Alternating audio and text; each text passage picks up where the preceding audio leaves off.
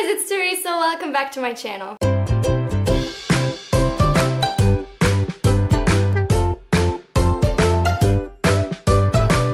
If you see these red markings on my chest and arms, it's because I tried to do a thumbnail and like those books are heavy and they were like cutting into my skin. The things I do for YouTube, you guys. So as you can probably tell by the title, I broke my book buying ban. I technically only had it going for May, but even that I didn't completely adhere to. If you've watched my reading vlogs in May, you will know that I succumbed to the dangers of online book shopping again. So without further ado, we're just gonna dive into these little babies. Some of them I definitely regret, like a lot, deeply regret. Let's start with regret, why don't we, so that we can end on a bit of a more positive note. So keep in mind, I not only regret buying these because they effectively broke my book buying ban, but also because it was just a mistake. This is The Faithful and the Fallen Quartet. Oh, and it's doing, as its name suggests, and falling. Great. By John Gwynne. This, as you can probably tell by the length of these books, it's a high fantasy series. The first book is called Malice, then we have Valor, Ruin, and Wrath. And I bought these in a box set because honestly they look cool and they were like 18 bucks for all four, and I was like, let's just do it. Even though the premise didn't sound that spectacular to me because I have issues, okay? So as you can probably tell, I did try reading Malice. I made it 50 pages into it before I DNF'd this book. And now you can probably tell where the regret comes from. This is why I don't do this. This is why I don't buy box sets of series that I don't know if I like. Why I don't buy more books in a series than just the first at one time. Just, it doesn't work out. It never ends well. It never does. I mean, I don't think I didn't lose that much money on these in particular because they were only quote-unquote 18 euros, but still, like, why? So much regret. I have another book to show you that I've already read, but I haven't hauled it yet, so we're just gonna quickly mention it, and that's Illuminae by Jay Kristoff and Amy Kaufman, the first book in the Illuminae files, or as I like to call them, the cringe files, because I'm witty, okay? I put up a rant video on this book. It's like 40 minutes long. If you do have that time to spare, I recommend you check it out because it definitely took me a lot of time to film and edit and stuff, so I'd really appreciate it if you could go watch it. And I should mention that I bought this series and Illuminae in like the same order, so... And those were the books I broke my book buying ban for. Again, regret. So much regret. The next two books I have technically already shown you, but I haven't hauled them yet. So we're just gonna haul them. I've talked about these in my intimidating TBR tag because there was a question about like your newest books that you haven't read yet, and those were these two. So this is The Last City of Zed by David Grann. David Grann is the author of Killers of the Flower Moon, which is such a fantastic book. I adored it, 5 stars. So I instantly obviously went and ordered myself something else by him. This is another nonfiction, and it's about an exploration of the Amazon jungle looking for a fabled civilization, as far as I know. This has been turned into a movie that I haven't seen, but I'm hoping to enjoy this one just as much as I enjoyed Killers of the Flower Moon. I just really appreciate his writing style, how he can like tell nonfiction in like a narrative story, and it's just suspenseful even though it actually happened. Like, I don't know, I feel like authors that can do that, I really appreciate, so I'm definitely excited to get to this one. And the second one I already mentioned was The Wanderers by Meg Howry. Meg Howry was the author of The Crane's Dance, which is one of my favorite books of like 2 months ago. I loved it. I love her writing style, so I instantly bought like everything else she's ever written. And this is, I think, a sci-fi novel, or something of a sci-fi novel. At least I know it's set in space, and it's just about like 3 astronauts, I think, that are kind of stuck on a spaceship, and about like their experiences and stuff like that. I've read negative reviews of this saying that it's not too sci-fi-y, like that's not the focus of the book, it's just set in space, but it's more about like the people, and I actually don't mind that too much because that's what I really loved about The Crane's Dance, is how Meg Howry writes her characters and how real they seem, and just I don't know, I just felt like such a strong attachment to her characters in that book, and I'm hoping to get the same out of this one as well. And now we're finally venturing into some new territory of things that I haven't talked about yet. And the first book is The 7 Husbands of Evelyn Hugo by Taylor Jenkins Reid. This is another one of the books, alongside with Illuminate, that I've actually mentioned in my books I'll never read video, where I just told you some titles that I just like wasn't interested in. And I bought Illuminate and it didn't end well, so I'm hoping that this one will have a different outcome. As you probably know, this is a very famous book. It's a historical fiction novel about this, I think, famous actress, and in her, like, towards the end of her life, she finally tells a journalist her life story, and particularly focusing on, like, the 7 husbands that she's had, and I've heard, like, pretty much only good things about this. I love the cover of this, like, just like the green dress, it's beautiful. I prefer the hardcover one, but this is fine too.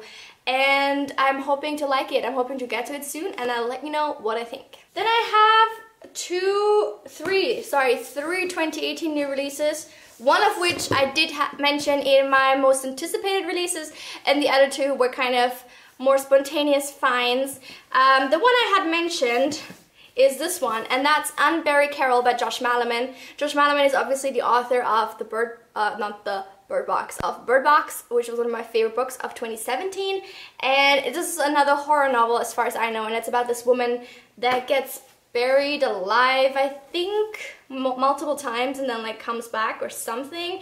I'm not entirely sure, but I'm definitely like dying to read this. I hope I like it as much as I did Bird Box. And yeah, the only thing that's kind of bothering me is that this cover was delivered like really dented here in the front. I don't know if it shows up on camera, if you can tell, but like it is a floppy, like really nice paperback, but this just does bother me. Like, I usually take such good care of my books, and then when they come to me in like such a state, it annoys me. The next new release is one I got because I really loved the first book in the series, and that is Grey Sister by Mark Lawrence. This is the second book to Red Sister, which I read last month, I think. This is a continuation of Nona's story. Nona is a girl that was sent to a nunnery, like a school for assassins, and it's just so good. I really enjoyed it. It definitely had its issues with world building particularly, and with a kind of convoluted story. But at the end of the day, I did give it 4 stars because I just love the characters, I love the plot. Like, overall, I really just happy in its scripts, and I really enjoyed it. And I'm really hoping to enjoy Grey Sister as well. And the last 2018 release is The Poppy War by R.F. Kuang. I've heard so many things about this in like the last 2 months.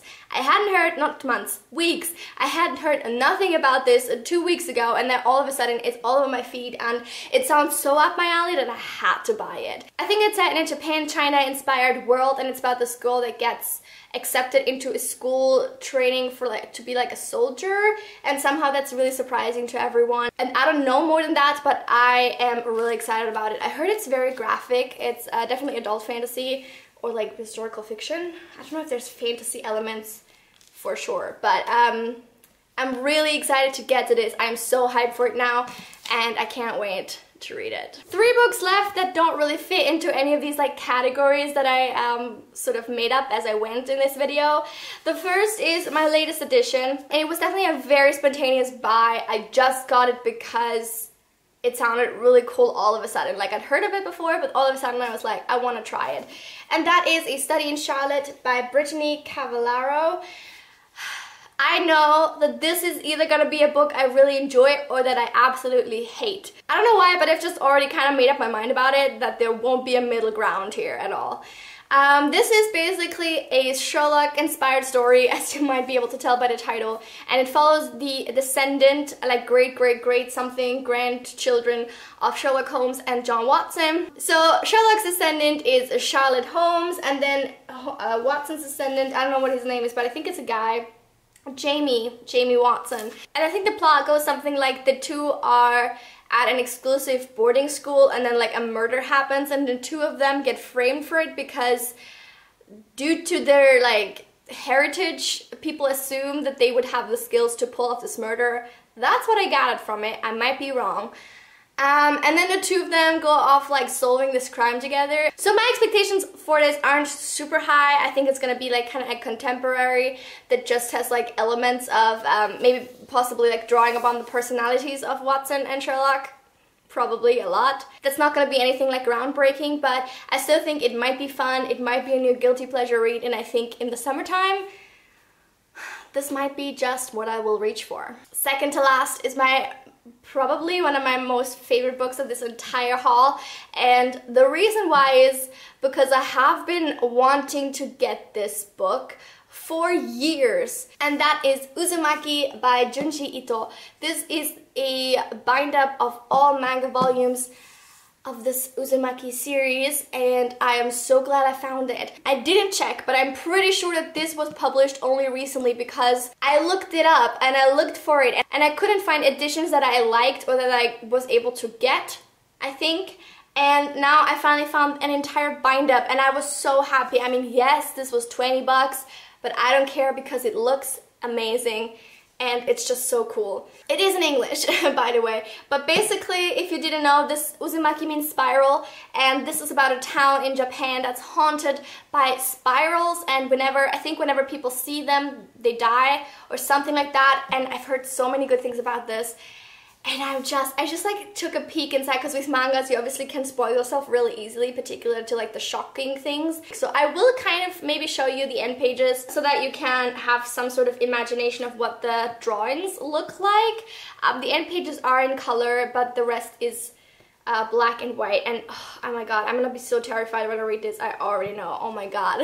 Just like leafing through it in the middle of the day is kind of scary to me, but yeah, just like skip this part if you're a little squeamish. I don't think it's anything too bad. I'm just putting a disclaimer so no one can get mad at me. But for example, this is the first end page, and you can see I just like really love this art style. I mean, this is super confusing and weird, and there's a guy just like torso, a lonesome torso running around. And then this is the end page. Again, super weird, but I'm sure that this is gonna be terrifying, and I'm already quaking in my boots, okay? And finally, another stunning book, and honestly, just like aesthetically, I think this is one of the best hauls I've ever done, because this next book and last book is also just such a beauty, and this is The Mermaid and Mrs. Hancock by Imogen Hermes Gowar. I think this came out last year. It's literary fiction. It was shortlisted for the Bailey's Women's Prize for Fiction. It is such a beauty. Just look at this cover. It's got like little studs or something on it that are actually like on the page, tactile, and they're glittering, and I'm just obsessed. This is what the end pages look like, and the naked hardback, and I am just so in love with this. I don't know too much about the story. I think it's about just like a sailor who finds a mermaid. It's definitely in part a cover buy, but I also got it because if last year's any indication, I quite enjoyed the shortlist of this prize, and so I was looking through the synopses and I was like, I want to get some of these, and this is the one that definitely stood out to me. I also really want to get to the winner, which was Home Fire by Camila Shamsi, but the hardback for that is ridiculously expensive, and the paperback with the pretty cover doesn't come out until later this year, so I'm like holding off on that just a little bit longer, but I'll definitely get it as well because I really want to read that one too. And yeah, that is it for my June book haul. I'm really glad I started off with the disappointments and ended on such a high note. I'm super excited about the books that I showed from then on. Those first ones were obviously not the best for me, but everything else I cannot wait to dive into. I'm currently reading a really long book, so I'm not gonna have super much time in the next like 2-3 weeks, but I am so excited for the summer holidays because I know like all I'll be doing is reading these books, okay? Sorry, not sorry. And yeah, that is it. I hope you guys enjoyed this video. Please give it a like and subscribe to my channel for new videos every Tuesday and Friday. And let me know in the comments down below what is your favorite book that you bought recently. Or if you saw anything in this haul, what do you think you might enjoy as well, and what would you want to get for yourself? Thank you so much for watching. I will see you very soon with another video. In the meantime, head on over here to check out some other videos I recently did, and I will see you then. Have a lovely week. Bye!